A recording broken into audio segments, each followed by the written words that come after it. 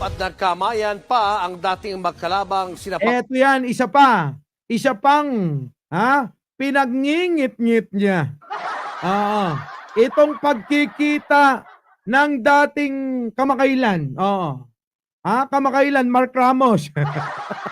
Dito si Mark Ramos. Pakis nga. Para kumalma ko. Di ba? Ito.